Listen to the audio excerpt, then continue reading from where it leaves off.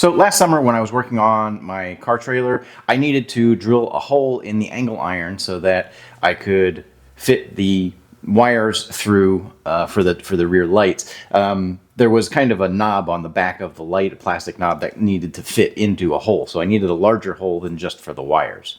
So I went to Harbor Freight and I bought a step drill bit so that I could drill a larger hole. And I would also have a variety of sizes because I wasn't exactly sure what size I was going to need. And really, drilling through the angle iron of the trailer, this worked very well. This is a titanium bit. It has kind of a brassy color to it, and it was $6. So I was pretty happy with that. I've also made some burn barrels drilling the holes with this bit. Worked really well. Nice thin sheet metal, so it should work pretty easily. And then I tried to enlarge this hole in this piece of angle iron. It's actually from a bed frame, but the bit wasn't having any of it. So I probably ended up dulling the bit at about that size. So it's still usable on the short end. So then I went out and bought a cobalt step drill bit. But when I was at Harbor Freight and I'm looking at all these different kind of drill bits, I'm trying to figure out which one's best to buy for my purposes. So I wanted to talk a little bit today about the different types of drill bits. So first off, if you have a silvery, shiny kind of drill bit like this, that's probably just a high-speed steel drill bit, which is probably the least expensive, and it's good for drilling wood and plastic and light materials like that. If you use it in metal, it's going to dull very quickly.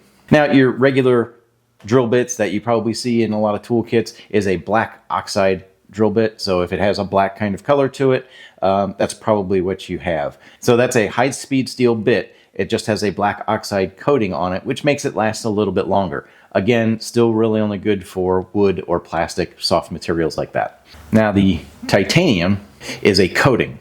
So it is high-speed steel underneath with a titanium coating.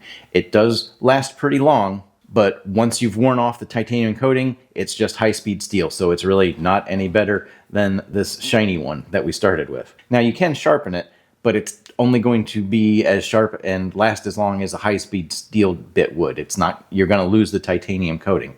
So sharpening it might have a temporary effect. It's not going to be long-lasting. So the cobalt stepper bit is cobalt through and through.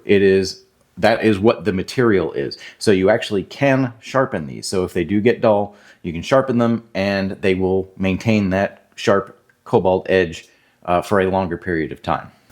But I did try using that cobalt bit on this piece of bed frame angle iron, and it wasn't having any of it either. So I come to realize that the bed frame, it's like spring steel. It's really tough. You'd actually probably have to heat it up to take some of the hardness out of it. So I passed on this and just went on to other options. So bottom line, if you're going to be drilling metal, the titanium coated bit is actually fine. It's good for thin metals. It'll last a while, and it's only $6, so it's probably worth the cost.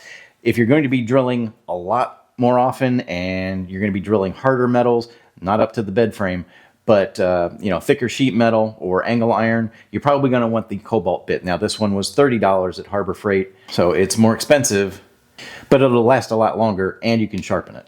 All right, so if you got something out of this video, please be sure to give it a thumbs up. And if you want to help this channel out, please consider subscribing or becoming a member by clicking the join button below. Thanks for watching. Take care.